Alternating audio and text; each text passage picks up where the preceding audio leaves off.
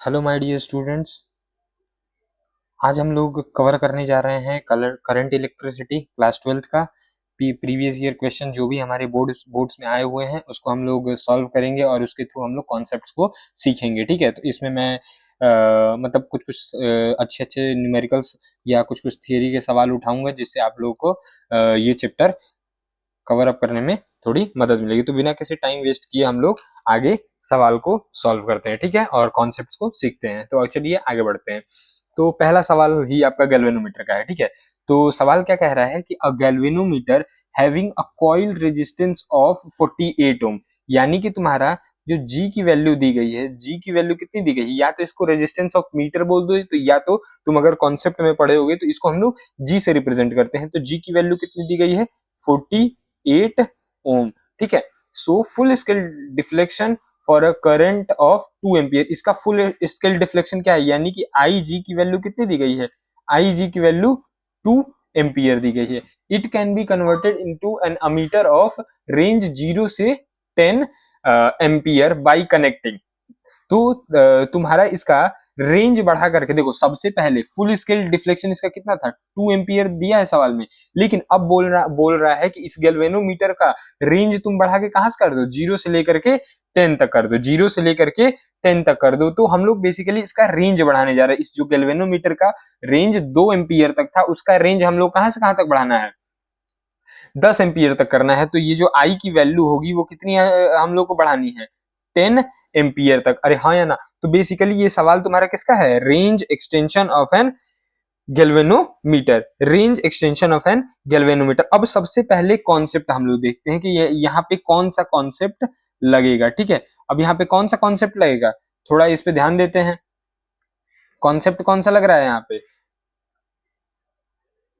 Concept ये लगेगा कि अगर हम लोग किसी भी गैल्वेनोमीटर को या यहाँ करंट की बात हो रही तो इसीलिए मैं गैल्वेनोमीटर ना बोल करके एमीटर बोलता हूँ, वो ज्यादा अच्छा लगेगा। तो अगर हमको किसी भी एमीटर का रेंज एक्सटेंड करना है, अगर किसी भी हमको एमीटर का रेंज एक्सटेंड करना है तो हमको उसके पैरेलल में रेजिस्टेंस लगाना होता है। यही कॉन्सेप्ट है कि पैरेलल में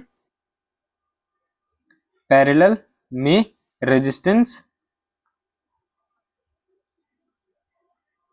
लगेगा, हाँ या ना, पैरेलल में रेजिस्टेंस लगेगा। यानी कि अगर किसी भी एमीटर का अगर रेंज एक्सटेंशन करना है तो हमको क्या करना होगा, पैरेलल में रेजिस्टेंस ऐड करना होगा। अगर हमको यहीं पे अगर दिया रहता है सवाल में क्या, एमीटर के जगह पे वोल्ट मीटर, तो वोल्ट मीटर में हम लोग सीरीज में रेजिस्टेंस ऐड करते हैं। याद रखना, ये किसका केस है, ये केस है अमीटर का, ठीक है, अमीटर का केस है।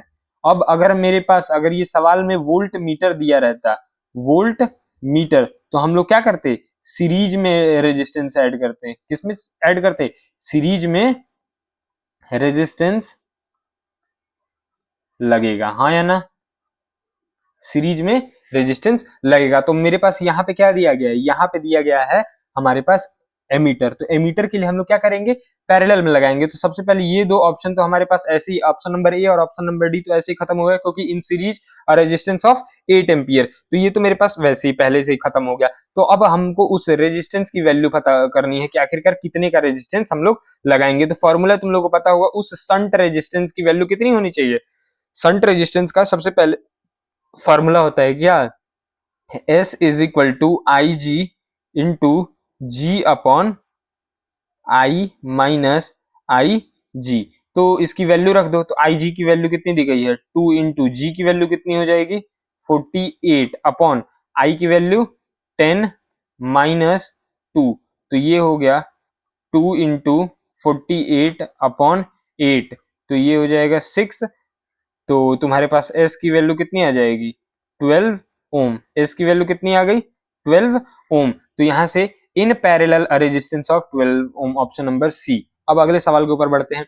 अगला सवाल हमारा ये देखा देखा फिगर कुछ लग रहा है, ये हमको व्हीट स्टोन ब्रिज का फिगर मेरे को लग रहा है, क्योंकि यहाँ पे व्हीट स्टोन ब्रिज क्या होता है, एक ऐसा 5 रेजिस्टेंस का कॉम्बिनेशन जहां पे कोई भी रजिस्टर ना सीरीज में होते हैं ना पैरेलल में होते हैं, और ऐसे नेटवर्क्स को हम लोग क्या कहते हैं, व्हीटस्टोन ब्रिज कहते हैं। तो ये figure show a network of resistance connected across a battery, ठीक है, ठीक है।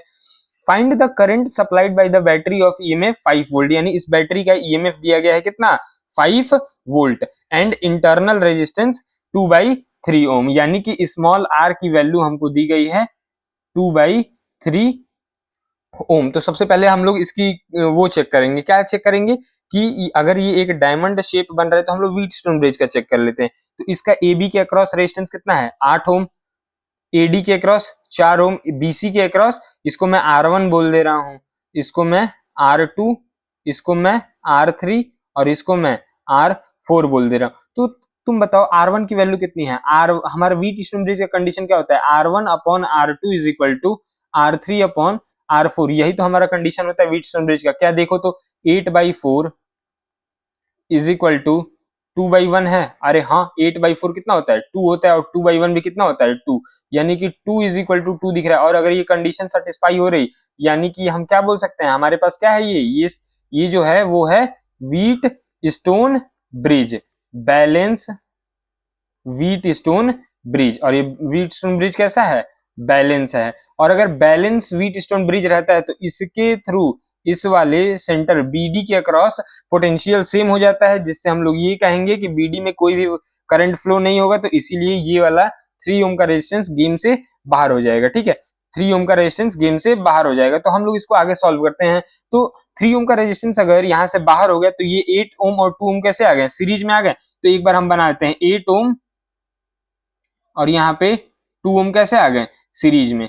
अब तुम्हारे पास 4 ओम और तुम्हारे पास क्या 1 ओम, ये दोनों के दोनों कैसे आ गए सीरीज में आ गए। ठीक है, अब बैटरी लगा है कितने का 5 वोल्ट का, बैटरी कितने का लगा है 5 वोल्ट का, 4 और 1 8 और 2। अब बताओ इन दोनों को जोड़ोगे तो कितना आएगा, इन दोनों को जोड़ोगे सीरीज में है तो इनका आर इक्विवेलेंट कितना आ जाएगा 10 ओम, इसका आर इक्विवेलेंट 10 ओम और इसका आर इक्विवेलेंट 5 ओम। ठीक है, हाँ या ना 5 ओम। अब अगर तुम आगे सॉल्व करोगे तो ये 10 ओम और ये 5 ओम कैसे आ गए पैरेलल में आ गए, ये 10 ओम और ये 5 ओम कैसे आ गए पैरेलल में। तो हम लोग डायरेक्ट आर इक्विवेलेंट अगर निकालेंगे आर इक्विवेलेंट, तो आर इक्विवेलेंट R1 इंटू R2, अगर दो रेजिस्टर्स हैं तो R1 into R2 upon R1 plus R2, ये फॉर्मूला हम लोग लगा सकते हैं। तो आर इक्विवेलेंट R1 कितना है 10 इंटू R2 कितने का है 5 का अपॉन 10 प्लस 5, तो ये कितना हो जाएगा ये हो जाएगा 50 अपॉन 15। ठीक है, 50 अपॉन 15, तो या तो इसको तुम कितना लिख सकते हो 10/3 ओम। ठीक है, ये कितना हो जाएगा 10/3 ओम। तो तुम्हारे पास जो ओवरऑल सर्किट बन करके आएगा वो आएगा ये एक 10/3 ओम का रेजिस्टेंस, और उसके बाद तुम्हारे पास एक बैटरी का ईएमएफ का इंटरनल रेजिस्टेंस, ये तुम्हारे पास 5 वोल्ट का ईएमएफ है और इंटरनल रेजिस्टेंस तुम्हारे पास 2/3 ओम दिया गया है। और तुम्हारे पास जो आर इक्विवेलेंट निकल के आया है वो कितना निकल के आया है 10/3। तो तुमसे क्या पूछा है लाला, फाइंड द करंट सप्लाइड। तो current I is equal to क्या होता है E by R plus small R. तो ई कितना दिया गया है तुमको 5 अपॉन कैपिटल आर कितना है यहाँ पे मतलब वही आर इक्विवेलेंट 10/3 प्लस 2/3। तो इसको कैलकुलेट करो 10 to 12 और 5 3 जा 15/12, यानी कि आई इज इक्वल टू ये कितना हो जाएगा 5/4 हाँ या ना 5/4, या तो तुम इसको लिख सकते हो 1.25 एम्पियर। तो तुम्हारे पास आंसर कितना आ गया 1.25 एम्पियर, या तो इसको 5/4 एम्पियर भी लिख सकते हो। अगले सवाल के ऊपर बढ़ते हैं। ठीक है, अगला सवाल कि two cells are connected in parallel by connecting their positive terminal together and connected their negative terminal together, derive the expression for equivalent EMF and equivalent internal resistance of the combination. अब हमारे पास बोला गया है कि दो sales हैं, ठीक है, दो सेल्स हैं, उनका इंटरनल रेजिस्टेंस भी होगा। ठीक है, हमारे पास दो सेल्स दिए गए हैं। ठीक है, कुछ इस तरीके से हमारे पास दो सेल्स आ रहे हैं।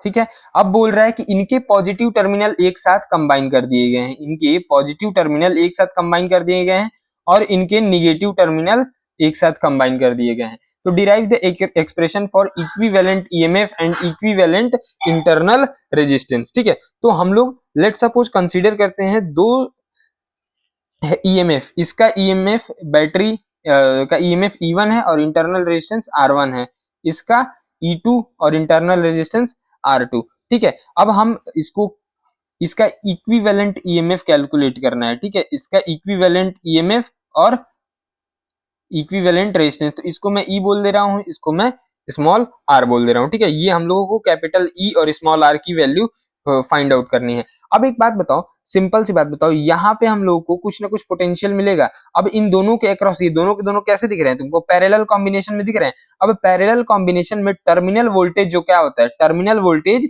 सेम होता है, अरे हाँ या ना? तो ये मैं ए और बी, इन दोनों के बीच का वी ए बी को मैं क्या बोल दे रहा हूँ? वी बोल दे रहा हूँ। Let suppose we A B को मैं क्या बोल दे रहा हूँ? वी बोल दे रहा हूँ। इसको मैं वी बोल दे रहा हूँ, इसको मैं जीरो बोल दे रहा हूँ। ठीक है, कोई दिक्कत? अच्छा, अब आगे मैं बढ़ता हूँ, आगे बढ़ता हूँ। अब ये कितना करंट डिलीवर करेगा, ये कितना करंट सप्लाई करेगा? ये वाला जो बैटरी है वो कितना करंट सप्लाई करेगा? E1 माइनस, अभी इसको मैं V बोल रहा हूं, इसको मैं जीरो बोल रहा हूं, तो E1 minus V by R1। तो अगर मैं यहां से जाने वाला करंट को अगर मैं I1 बोल रहा हूं, तो I1 इज इक्वल टू, तुम क्या बोल सकते हो? पोटेंशियल डिफरेंस अपॉन उसका इंटरनल रेजिस्टेंस। तो E minus sorry E1 minus V by capital small R1 हो जाएगा। उसी तरीके से अगर ये जो दूसरी बैटरी है वो I2 सप्लाई करती है करंट, तो I2 की वैल्यू तुम क्या निकाल सकते हो? I2 की वैल्यू क्या निकाल सकते हो यहां से? अरे हाँ, बताओ, I2 की value similarly E2 minus V by R2 निकाल सकते हो। अब तुम एक बात बताओ, I1 प्लस I2, यहां से कितना टोटल करंट अगर मैं I मान रहा हूं, तो इस I कैपिटल I की वैल्यू कितनी हो जाएगी? I is equal to I1 plus I2 हो जाएगा। I इज इक्वल टू क्या हो जाएगा? I1 plus I2। अब तुम इक्विवेलेंट सेल अगर तुम बना रहे हो, इक्विवेलेंट सेल, तो तुम्हारा यही बनकर के आएगा, ये वाला पॉइंट तुम्हारा ए हो जाएगा, ये वाला पॉइंट बी। इसका पोटेंशियल वी है, इसका पोटेंशियल जीरो है। ठीक है, इसका पोटेंशियल वी है, इसका पोटेंशियल जीरो है। तो अगर तुम इसका इक्विवेलेंट सेल बना रहे हो, तो ये कितना करंट सप्लाई करेगा? ये टोटल करंट कितना सप्लाई करेगा? आई सप्लाई करेगा। और इस आई की वैल्यू कितनी हो जाएगी? इस कैपिटल आई की वैल्यू कितनी हो जाएगी? अरे हाँ या ना? E minus V, potential difference upon resistance. अरे हाँ या ना? पोटेंशियल डिफरेंस माइनस का रेजिस्टेंस। कोई दिक्कत? E minus V divided by small R. उसी तरीके से यहाँ पे I1 is equal to E1 minus V by R1 और I2 is equal to E2 minus V by R2। Simple. अब तुम्हारे पास ये एक इक्वेशन दिया गया है, तुम्हारे पास I1 की वैल्यू पता है, I2 की वैल्यू पता है, I की वैल्यू पता है, तीनों उठा के इस इक्वेशन में डाल दो। इस इक्वेशन में अगर डालोगे तो I की वैल्यू कितनी हो जाएगी? E minus V by R is equal to E1 minus V by R1 plus E2 minus V by R2 हो जाएगा, सॉरी स्मॉल R2। ठीक है, कोई दिक्कत? अब इसी को तुम आगे एक्सपेंड करो, तो इसको मैं स्प्लिट कर देता हूं, E बाई आर माइनस का V by R is equal to E1 by R1 plus E2 by R2 minus V into 1 by R1 plus 1 by R2। इसको मैं बस थोड़ा सा रीअरेंज करके लिखा हूं, R1 को स्प्लिट कर दिया हूं, तो E1 by R1 plus E2 by R2 एक साथ लिखा हूं।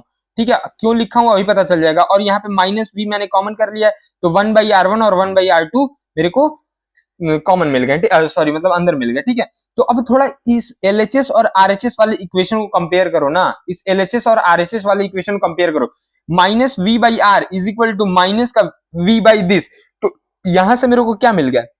यहां से मेरे को मिल गया 1 बाई आर की वैल्यू मेरे को दिख रही है 1 by R1 plus 1 by R2। और यहां से तुम R कैलकुलेट करोगे तो R कितना निकल के आ जाएगा? R1 into R2 upon R1 plus R2। अरे हाँ या ना? R स्मॉल r की वैल्यू कितनी निकल गई? R1 into R2 upon R1 plus R2। ठीक है, अब यहां से तुम थोड़ा इस कैपिटल E की वैल्यू निकालो, कैपिटल E बाई आर। यहां से तुम थोड़ा सा स्पेस में बनाता हूं,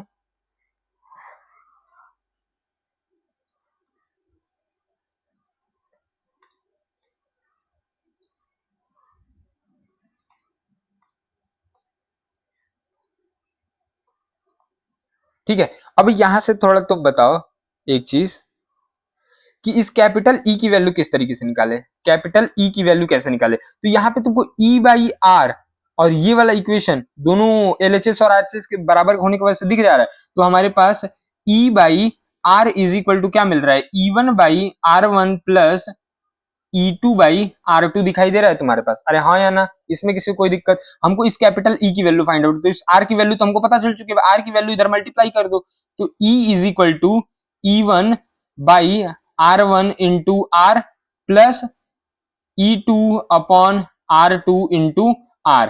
अब बताओ E1 इंटू R की वैल्यू कितनी है? E1 R की value R1 into R2 upon R1 plus R2, और ये बाई R1 है, प्लस E2/R2 इंटू R की value R1 into R2 upon R1 plus R2, तो ये R2 से ये R2 कैंसिल, ये R1 से ये R1 कैंसिल, तो हमारे पास क्या आया? E1 R2 plus E2 R1 upon R1 plus R2, तो ये हमारे पास क्या आ गया? कैपिटल E की वैल्यू आ गई। ये क्या आ गई हमारे पास? कैपिटल E की वैल्यू आ गई। इसमें किसी को कोई डाउट? इसमें किसी को कोई डाउट हो तो बताओ, अरे हाँ या ना, इसमें किसी को कोई डाउट? इसमें किसी को कोई डाउट नहीं होना चाहिए। अब आगे सवाल पे बढ़ते हैं, ठीक है। तो ये हमारे पास क्या आ गया? कैपिटल E की वैल्यू, और यहाँ पे आ गया स्मॉल r की वैल्यू, ठीक है। तो E और R की, देखो हमसे क्या पूछा था? इक्विवेलेंट ईएमएफ और इक्विवेलेंट इंटरनल रेजिस्टेंस, तो इक्विवेलेंट ईएमएफ और इक्विवेलेंट इंटरनल रेजिस्टेंस हम यहाँ पे इसको कैलकुलेट करके दे दिए हैं। अब अगले सवाल पे बढ़ते हैं। अगला सवाल देखो, सेम उसी तरीके का सवाल मिल गया। क्या पूछ रहा है? पोटेंशियल डिफरेंस, पोटेंशियल डिफरेंस, अरे हाँ या ना, क्या पूछ रहा है तुमसे? Potential difference between points A and B, उसी तरीके का सवाल है। यानी कि एक, अगर इसका मैं पोटेंशियल V बोल दे रहा हूं, इसका मैं क्या बोल दे रहा हूं? 0 बोल दे रहा हूं, तो ये VAB ही हमको पता करना है। VAB यानी कि तुमको V की वैल्यू पता करनी है। तो अब अगर एक बात बताओ, ये करंट तुम्हारा I सप्लाई करेगा, अरे सॉरी I1 सप्लाई करेगा, ये करंट तुम्हारा I2 सप्लाई करेगा, और ये टोटल करंट कितना हो जाएगा? I हो जाएगा, तो तुम वहां से V की वैल्यू निकाल नहीं लोगे? हैं? V की वैल्यू निकाल नहीं लोगे, तो तुम डायरेक्टली मैं कर दूं, डायरेक्टली कर दूं या सब्स्टिट्यूट करके करना पड़ेगा? सिम बात वही हो जाएगी। चलो मैं इसको पूरा डिटेल में करता हूँ। वैसे है तो एकदम आसान तरीका, तुमको अगर इसका डायरेक्ट फॉर्मूला बताओ, आई इज इक्वल टू क्या होता है? V/R होता है, अरे हाँ है ना, V/R।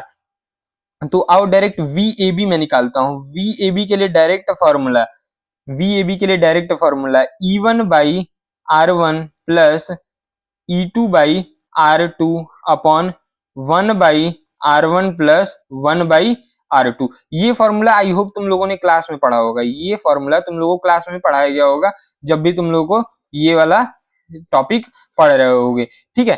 तो ये फॉर्मूला अगर तुम लोग पढ़े हो तो बताओ, यहाँ पे E1 मैं किसको ले लूं? E1 में किसको ले लूं? 12 वोल्ट को E1 ले रहा हूँ, 6 वोल्ट को E2, ये मेरे पास R1 हो जाएगा, ये हमारे पास R2 हो जाएगा। तो वैल्यू पुट करो और आंसर निकाल लो।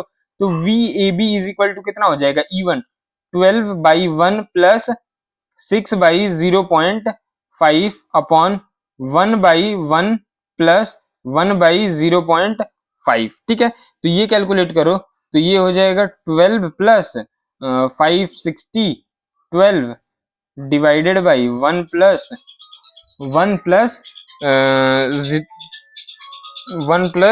2, तो ये हो जाएगा 24/3 इज इक्वल टू 8 वोल्ट।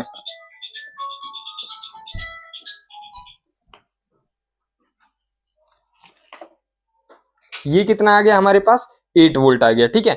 अब हम लोग आगे बढ़ते हैं। अब हमारे पास आ गया ये 8 वोल्ट, तो ऑप्शन में हमको क्या दिख रहा है? Option number B. अब हम लोग आगे बढ़ते हैं। आगे बढ़ते हैं तो एक डेरिवेशन आया, ठीक है। आगे बढ़ते हैं तो हमारे पास एक डेरिवेशन आया है, derive the relation between the current and the drift velocity of free electrons in a conductor, ठीक है। Derive the relation between current and the drift velocity. तो आई इज, हमारे पास ये फॉर्मूला हम लोग को पता होगा, क्या होता है?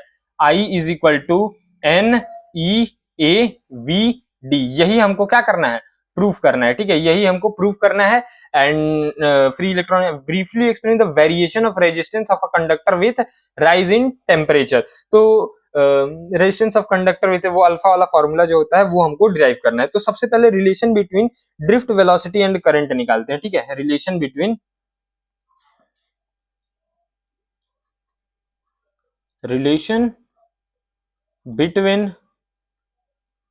ड्रिफ्ट वेलोसिटी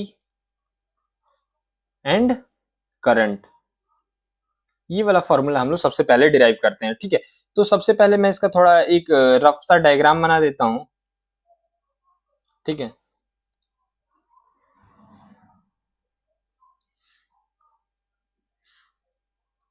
तो लेट सपोज हमारे पास ये क्या है, कंडक्टर है, ठीक है, ये क्या है हमारे पास, एक कंडक्टर है, सर्कुलर कंडक्टर है, और इस कंडक्टर का लेंथ मैं कितना बोल दे रहा हूँ, इस कंडक्टर का लेंथ वो कितना है, एल है, इसका क्रॉस सेक्शन एरिया ए है, ठीक है, इसका क्रॉस सेक्शन एरिया ए है हमारे पास।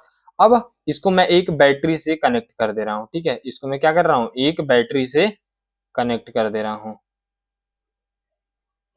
चलो, इतना सबको समझ में आ गया। अब जैसे ही तुम बैटरी से कनेक्ट करोगे तो करंट इस तरीके से बहेगा, करंट इधर से इधर बहेगा, पॉजिटिव टर्मिनल से निगेटिव टर्मिनल की तरफ, और इधर से वापस लौट करके आ जाएगा।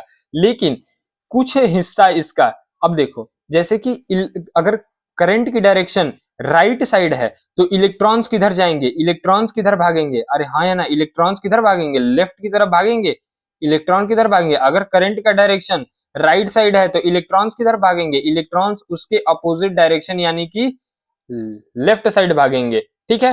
तो एक बात बताओ, सिंपल सा इसमें हम लोग कुछ चीजें पहले अज्यूम कर लेते हैं, ठीक है। जैसे इसमें जो स्मॉल एन होता है वो क्या होता है, स्मॉल एन होता है वो इलेक्ट्रॉन डेंसिटी होती है, ठीक है, स्मॉल एन क्या होती है, इलेक्ट्रॉन डेंसिटी, ठीक है, और कैपिटल एन होता है तुम्हारा नंबर ऑफ इलेक्ट्रॉन। तो यहां से मैं ये बता सकता हूं कि स्मॉल एन की वैल्यू क्या हो जाएगी, कैपिटल एन बाई वी हो जाएगी, कैपिटल एन बाई वी। तो यहां से जो कैपिटल नंबर ऑफ इलेक्ट्रॉन्स होगा वो कितना हो जाएगा, electron density into volume, electron density into volume. तो इसमें किसी को कोई आपत्ति, इसमें किसी को कोई दिक्कत, यहां तक तो किसी को कोई दिक्कत नहीं होनी चाहिए, ठीक है।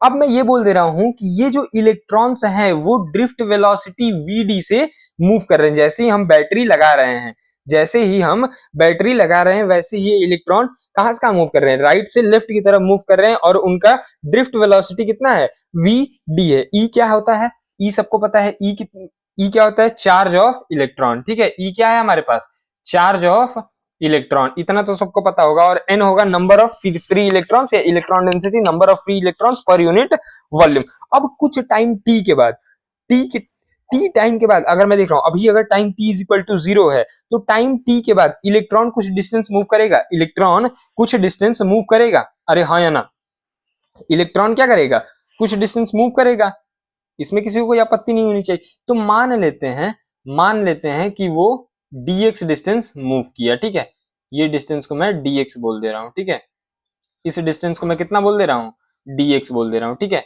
ये डिस्टेंस कितना हो जाएगा, dx। और इस dx से dq चार्ज पास किया, टाइम t में dq चार्ज पास किया, ठीक है।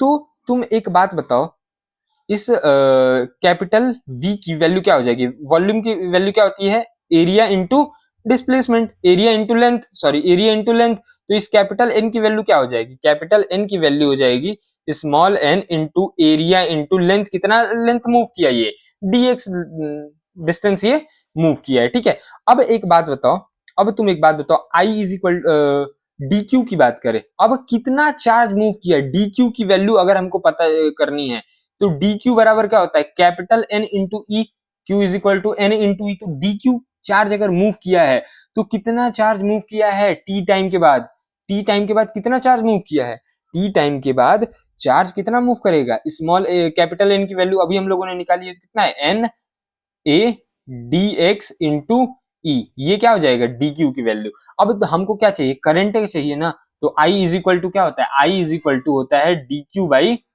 I इज इक्वल टू क्या होता है, dq बाई dt। तो dq कितना है, dq कितना है,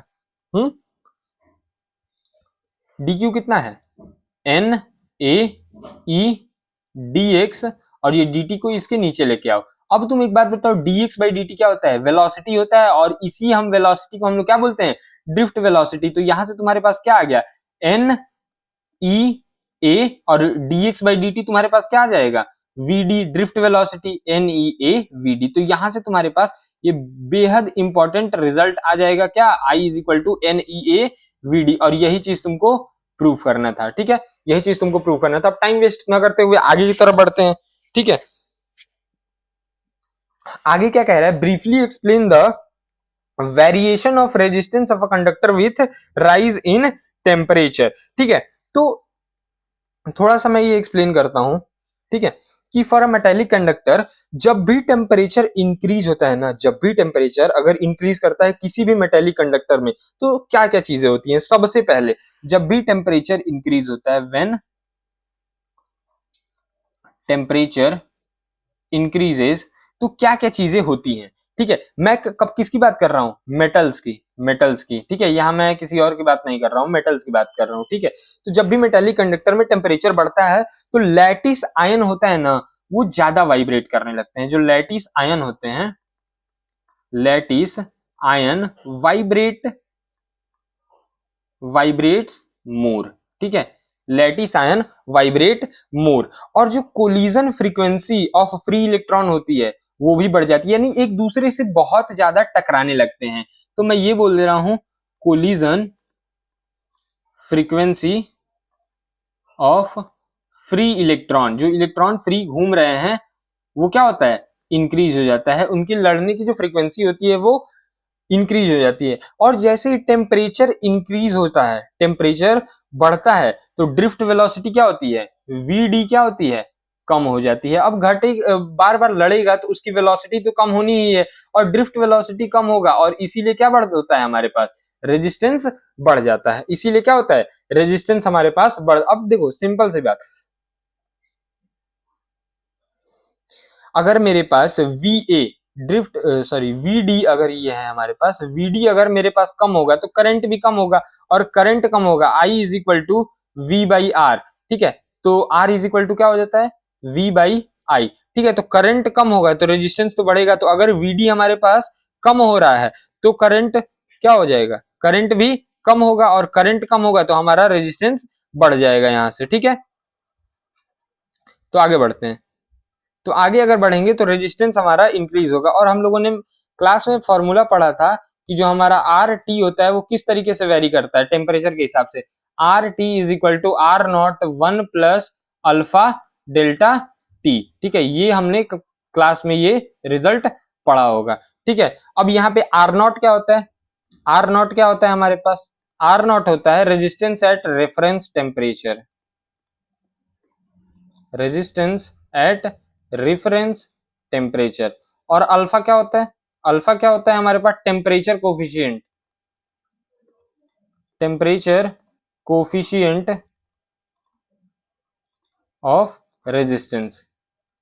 ये क्या होता है, टेम्परेचर कोफिशिएंट ऑफ रेजिस्टेंस। और अल्फा हमारा क्या होता है, ग्रेटर देन 0 होता है, किसके लिए, फॉर मेटल्स के लिए। इतना तो बेसिक्स हम लोग को पता है। ठीक है, तो यही सारी की सारी चीजें उनमें एक्सप्लेन करना होंगे एग्जाम में। थियोरेटिकल सवाल है, तो इसमें की कंक्लूजन क्या याद रखना है जिससे हम लोग अपने मार्क्स नहीं गवा सकते, कि जब भी टेम्परेचर इंक्रीज करता है तो क्या होते हैं, कोलिजन्स बहुत ज्यादा बढ़ जाते हैं और ड्रिफ्ट वेलोसिटी कम हो जाता है। ड्रिफ्ट वेलोसिटी कम होता है जिसके कारण से हमारा रेजिस्टेंस हमारा इंक्रीज होने लगता है। ठीक है, तो यहां तक ये सवाल कंप्लीट हुआ। अब अगले सवाल बढ़ते हैं। तो an ammeter together with an unknown resistance in series is connected across two identical batteries, each of EMF 1.5 volt, connected in series and in parallel. If the current recorded in the two cases will be 1 by 2 ampere and 1 by 3 ampere respectively, calculate the internal resistance of each battery.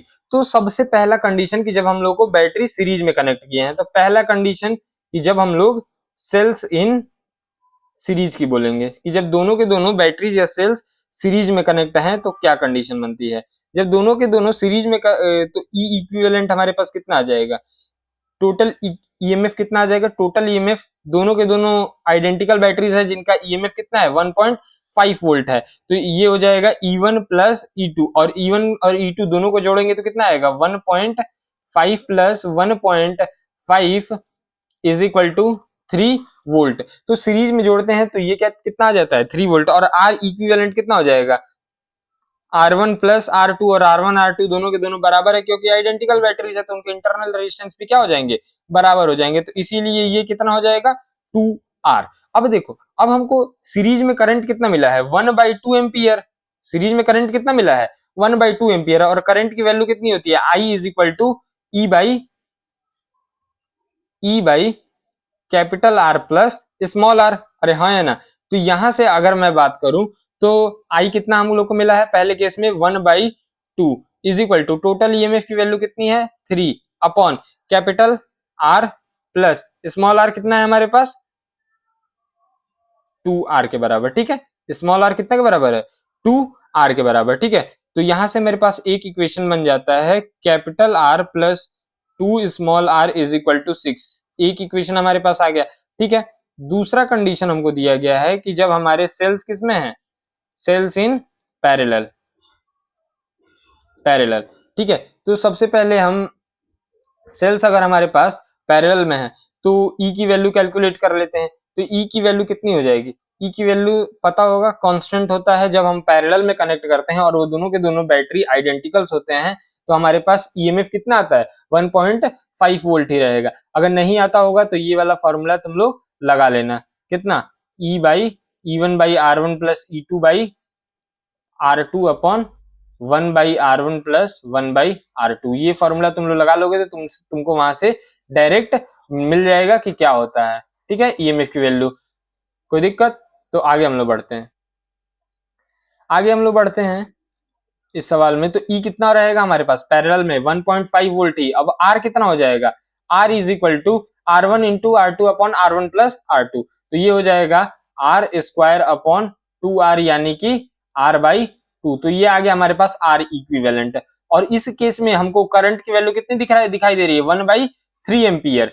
Current की value, if the current recorded in these two cases, तो दूसरा case कौन सा है, parallel का है। तो parallel में करंट कितना है 1/3। तो करंट कितना है 1/3 is equal to total EMF कितना है 1.5 अपॉन अब capital R plus small r by 2। तो इसका जो इक्वेशन बनाएंगे वो क्या आ जाएगा, capital R plus small r by 2 is equal to 4/5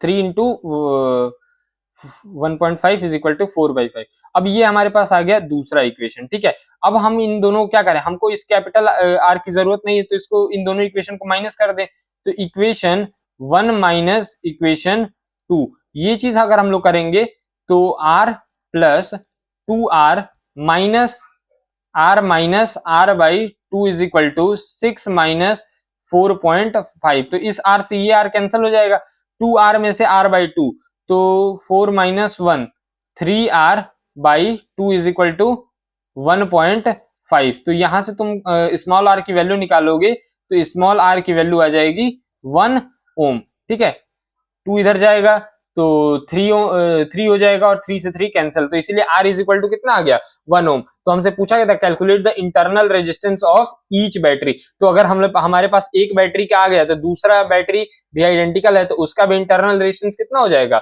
1 ओम। अब अगले सवाल पे बढ़ते हैं। अगला सवाल क्या कह रहा है कि अ गैल्वेनोमीटर ऑफ रेजिस्टेंस G, यानी कि यहाँ पे तुमको रेजिस्टेंस ऑफ मीटर पहले ही G दे दिया गया है, is converted into a meter of range 0 to I ampere. ठीक है, I ampere if the current through galvanometer, यानी कि IG की वैल्यू कितनी है I दी गई है। If the current through galvanometer is 0.1% of I ampere then the resistance of ammeter is.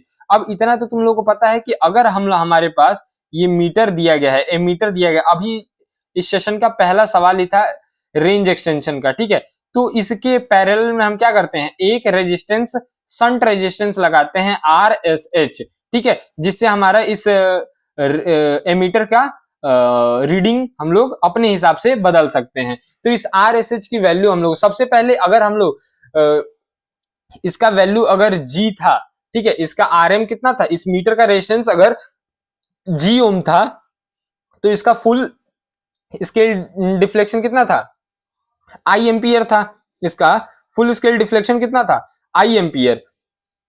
तो अब अगर मुझे इसका रेंज कितना करना है, अगर मुझे ये पता करना है कि अगर 0.1% ऑफ I एम्पियर है तो उस एमीटर का रेजिस्टेंस क्या होगा, the resistance of ammeter is. तो एक बात बताओ, हमने एक मान लेते हैं कि हमने एक करंट रेजिस्टेंस लगाया है।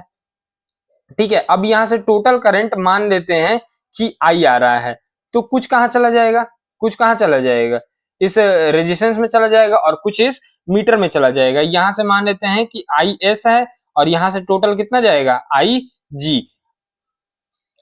ठीक है, तो IS कितना हो जाएगा, IS कितना हो जाएगा, IS is equal to I minus I G हो जाएगा, आई माइनस आई जी। अब आई जी कितना है, अब आई जी की वैल्यू हम लोग बताते हैं।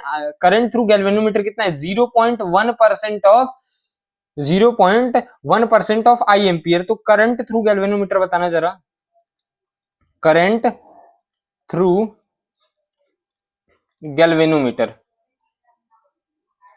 गैल्वेनोमीटर कितना हो जाएगा, 0.1% ऑफ आई, यानी कि 0.1 डिवाइडेड बाई 100 इंटू आई, और 0.1 बाई 100 कितना हो जाएगा, आई बाई 1000। ठीक है, तो ये कितना हो जाएगा, आई माइनस आई जी की वैल्यू, ये हमारे क्या है आई जी की वैल्यू, तो आई जी की वैल्यू कितना हो जाएगी, आई बाई 1000। तो 1000 माइनस 1, 1000 माइनस 1 ये हो जाएगा 999 आई बाई 1000। तो ये संट रेजिस्टेंस, इस संट रेजिस्टेंस के थ्रू कितना जाएगा, इस संट रेजिस्टेंस के थ्रू जो हमारा करंट जाएगा वो हो जाएगा 999 आई बाई 1000। ठीक है, अब बात करो पैरेलल का, जब कंडीशन ये दोनों के दोनों कैसे हैं पैरेलल, तो इन दोनों का पोटेंशियल क्या होगा, बराबर होगा। तो यानी कि मैं बोल दूं V S H is equal to V G बोल दूं, इस गैल्वेनोमीटर का रेजिस्टेंस, इस गैल्वेनोमीटर के अक्रॉस पोटेंशियल और इस शंट रेजिस्टेंस के अक्रॉस पोटेंशियल दोनों सेम होना चाहिए। तो आई एस एच को क्या, V is equal to I, V S H is equal to I S H into R S H. तो ये हो जाएगा आई एस इंटू एस, इस शंट रेजिस्टेंस, या आर एस एच लिख लो यहाँ पे, अगर आर एस एच यहाँ पे लिखे हैं तो R S H is equal to V G resistance of ammeter, यानी कि इस आर एस एच की ही वैल्यू फाइंड आउट करनी है। ठीक है, तो वी जी कितना हो जाएगा, आई जी इंटू जी। ठीक है, अब आगे देखो आई एस की वैल्यू तुम निकाल चुके हैं, आई एस की वैल्यू कितनी है 999 I by 1000 into R S H is equal to I G की वैल्यू कितनी है, आई बाई 1000 है, हाँ या ना। यहाँ पे आई जी की वैल्यू हम लोग कैलकुलेट किए हैं, आई बाई 1000 इंटू जी। अब ये 1000 से ये 1000 कैंसिल हो गया, इस आई से इस आई को निपटा दे, और तो यहां से तुम्हारे पास आर एस एच कितना आ गया, आर एस एच आ गया जी बाई 999। अरे हाँ या नहीं, यहाँ से आर एस एच कितना आ गया, जी बाई 999। तो option number A is correct. ठीक है, ये सवाल बहुत बढ़िया था। अब आगे अगला सवाल देखते हैं। अगला सवाल क्या है हमारे पास कि डिफाइन करंट डेंसिटी, क्या बोला है, डिफाइन करंट डेंसिटी। ठीक है,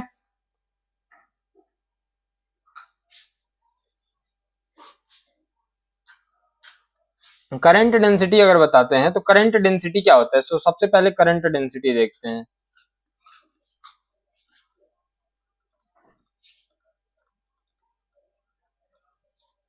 करंट डेंसिटी क्या होता है, डिफाइन करंट डेंसिटी। तो व्हाट इज करंट डेंसिटी, तो करंट डेंसिटी अगर इसका फॉर्मूला डेफिनेशन देखोगे तो इसका डेफिनेशन क्या होता है, current density at a point is defined as the current flowing per unit area taken normal to the direction of flow. क्या बोलता है, current density at a point is defined as the current flowing per unit area taken normal to the direction of flow। ठीक है, अब और जे vector क्या होता है, अब आगे पूछा है कि इट इज ए स्केलर और वेक्टर, तो अभी मैं बताऊंगा कि ये स्केलर है कि वेक्टर। और ये क्या होता है, J vector is equal to D I by D A into N cap. ठीक है, अब अगर यूनिफॉर्म में बात करो, यूनिफॉर्म फ्लो, तो J vector is equal to तुम्हारा I by A into N cap. कोई दिक्कत। अब अगला सवाल पूछा कि it is it a scalar और वेक्टर, तो अब इतना तो पता चला कि ये एक वेक्टर क्वांटिटी है। ये क्या है, ये एक वेक्टर क्वांटिटी है। ठीक है, ये क्या है, वेक्टर क्वांटिटी। अब इसका रीजन क्या है, वेक्टर होने का रीजन भी तो होगा कि क्यों आखिरकार ये वेक्टर है। तो इसका जो मैग्नीट्यूड अगर तुम निकालोगे ना, तो इसका मैग्नीट्यूड किसके बराबर आएगा, इसका मैग्नीट्यूड मैग्नीट्यूड किसके बराबर आता है, करंट पर यूनिट, करंट पर यूनिट एरिया के बराबर। अगर इसका मैग्नीट्यूड एन कैप का मैग्नीट्यूड 1 आ जाएगा और करंट पर यूनिट एरिया इसका मैग्नीट्यूड आ जाएगा। लेकिन अगर ये वेक्टर है तो इसके पास मैग्नीट्यूड तो है, चलो ठीक है मान लिया, डायरेक्शन भी तो होना चाहिए। तो डायरेक्शन क्या होता है इसका, इसका अगर मैं डायरेक्शन देखूं तो इसका डायरेक्शन होता है direction of flow of positive charge, यानी कि इसका अगर जो भी कन्वेंशनल करंट होता है, कन्वेंशनल करंट, उसी के फ्लो में इसका डायरेक्शन होता है, इसी के डायरेक्शन में करंट डेंसिटी का भी डायरेक्शन होता है। तो अगर तुम इसको स्केलर बोल रहे हो तो तुम आधी फिजिक्स को इग्नोर कर रहे हो, ठीक है। अब आगे मेरे से ये बोला है कि n is the number of electrons mass m charge e पर unit volume in a conductor and tau is its relaxation time so that current density J vector is equal to alpha times E vector where alpha is equal to this constant, ठीक है, ब्ला ब्ला जो भी चीजें बोल रहा है। तो मैं अब इसका डेरिवेशन करने जा रहा हूं, ठीक है। तो इसका डेरिवेशन, ठीक है, तो डेरिवेशन ऑफ, इसको थोड़ा ध्यान से समझना, ठीक है। Derivation of J vector is equal to alpha E vector, ठीक है। तो इसमें क्या क्या हम लोग को सवाल, मतलब न्यूमेरिकल में क्या क्या दिया है, क्या है, तो n is number of electron. तो सबसे पहले हम लोग लिख लेते हैं n क्या है, नंबर ऑफ इलेक्ट्रॉन पर यूनिट वॉल्यूम, पर यूनिट वॉल्यूम, ठीक है। अब E क्या है, E क्या है, सॉरी माइनस E की बात कर रहे हैं यहाँ पे, दिया ना चार्ज कितना है, माइनस E। E क्या है, चार्ज ऑफ इलेक्ट्रॉन, ठीक है। अब मास ऑफ इलेक्ट्रॉन भी दिया है, तो M E is equal to, या क्या दिया है, एम ही दिया है केवल, तो केवल एम ही लेकर के चलते हैं, ठीक है। तो एम इसका दिया गया है मास ऑफ इलेक्ट्रॉन, ठीक है। अब रिलैक्सेशन टाइम टाउ भी दिया है, टाउ क्या है हमारे पास, रिलैक्सेशन, उसके बाद हमारे पास इलेक्ट्रिक फील्ड दिया है ई, ठीक है, ई वेक्टर, ई वेक्टर हमारे पास क्या है, इलेक्ट्रिक फील्ड, ठीक है। अब हम लोग आगे बढ़ते हैं। तो अब तुम लोग को सबसे पहला स्टेप वाइज चलेंगे। पहला स्टेप क्या तुम लोग लिखोगे कि किसी भी इलेक्ट्रॉन के ऊपर फोर्स कितना लगता है, फोर्स अगर इलेक्ट्रिक फील्ड में किसी भी इलेक्ट्रॉन को रखा जाए तो उसके ऊपर फोर्स कितना लगता है, F is equal to Q into E, और यहाँ पे क्यू की वैल्यू कितनी दी गई है, माइनस ई। तो फोर्स ऑन एन इलेक्ट्रॉन, तो कितना हो जाएगा, F vector is equal to minus E into E vector. अरे हाँ है ना, इतना सबको कोई आइडिया है, इतना तो सबको पता है। अब दूसरा स्टेप, इसका एक्सेलरेशन निकालो, एक्सेलरेशन ऑफ इलेक्ट्रॉन। तो एक्सेलरेशन क्या होता है, acceleration is equal to force upon mass. तो A vector is equal to F vector upon M, F vector हमको पता है कितना है, minus E into E vector upon M. इसमें किसी को कोई डाउट नहीं होना चाहिए। आगे बढ़ते हैं। अब मैं बात करता हूं ड्रिफ्ट वेलोसिटी की। अगला स्टेप, मैं एक्सेलरेशन की बात कर लिया, अब मैं बात करूंगा ड्रिफ्ट वेलोसिटी की, ठीक है। Drift, average drift velocity, step number 3, average drift velocity.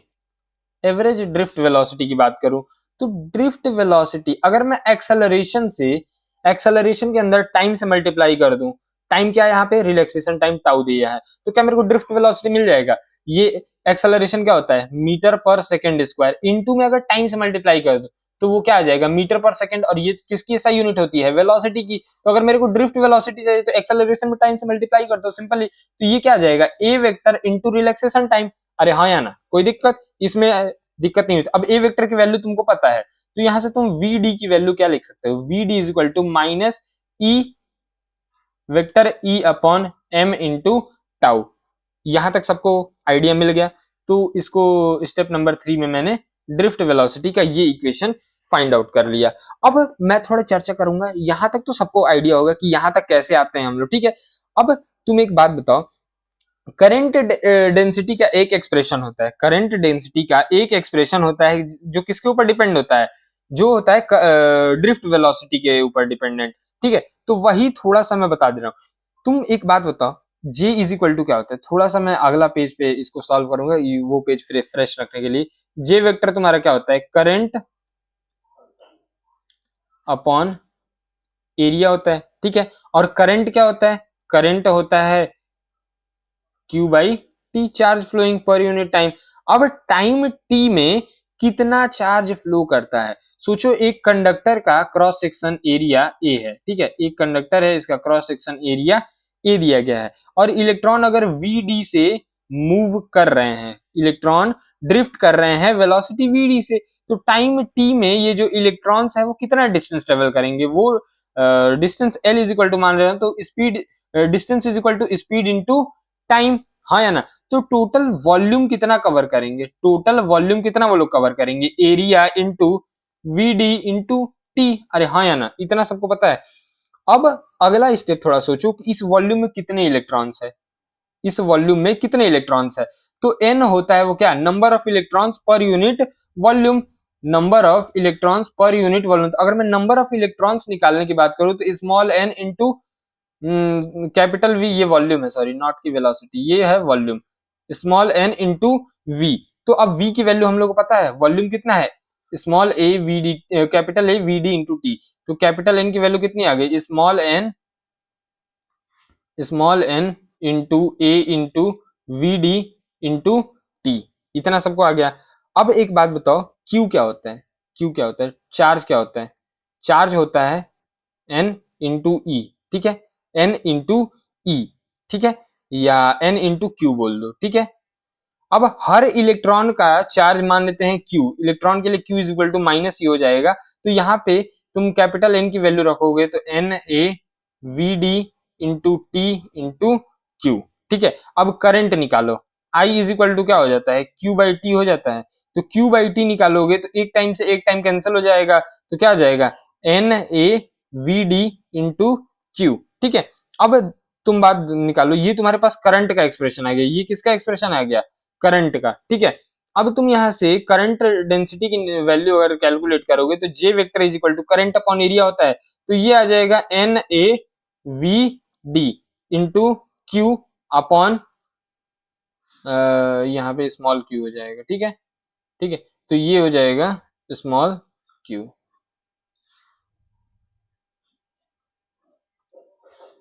Small Q upon area, ठीक है।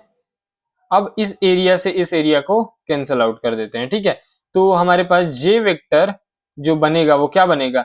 N V D into Q, ठीक है, N V D into Q, इतना सबको समझ में आ गया। J vector is equal to N Q vector V D, ठीक है, N Q V D vector. अब मैं इसको थोड़ा याद रखना, ठीक है, इसको एक्सप्रेशन को याद रखना। तो मेरे पास जो अगला रिजल्ट आया था वो क्या आया था? वो हमारे पास आया था J vector is equal to N Q V D vector, ये चीज हमारे पास आया था। अब तुम्हारे पास वीडी का एक्सप्रेशन तुम लोगों को पता है, ठीक है। वीडी का एक्सप्रेशन अभी हम लोग निकाले थे, क्या आया था? VD is equal to minus E M by into tau. तो यहाँ पे क्यू की वैल्यू कितनी है? यहाँ क्यू की वैल्यू माइनस ई है, तो रख दो, और वीडी की वैल्यू भी रख दो, तो ये हो जाएगा एन इंटू माइनस ई, और वीडी की वैल्यू रखोगे तो minus E tau by M into capital E vector, ठीक है। अब तुम एक बात बताओ, यहां से ई से ई माइनस माइनस प्लस हो जाएगा, ई मल्टीप्लाई होगा तो ई स्क्वायर, तो ये हो जाएगा N E square tau by M into E vector, और ये किसके बराबर है? जे वेक्टर के बराबर। तो J vector is equal to number of electron पर यूनिट वॉल्यूम से मैं, चार्ज फिक्स है, रिलैक्सेशन टाइम फिक्स है, मास फिक्स है, तो ये क्या एक प्रोपोर्शनल कांस्टेंट हो गया। तो ये हो जाएगा जे वेक्टर इज इक्वल टू, इसको मैं एक कांस्टेंट बोल देता हूं अल्फा ई वेक्टर। और क्या यही मेरे को प्रूफ करना था? क्या यही मेरे को प्रूफ करना था? देखो अभी पीछे सवाल में देखोगे तो J vector is equal to alpha E vector, हाँ या ना? यही हमको प्रूफ करना था। और अल्फा क्या था? N E square tau by M, N E square tau by M. यहाँ पे अल्फा हमारे पास क्या आ जाता है? अल्फा हमारे पास आ जा रहा है NE² टाउ बाई m। ठीक है, ये चीज समझ में आ गया।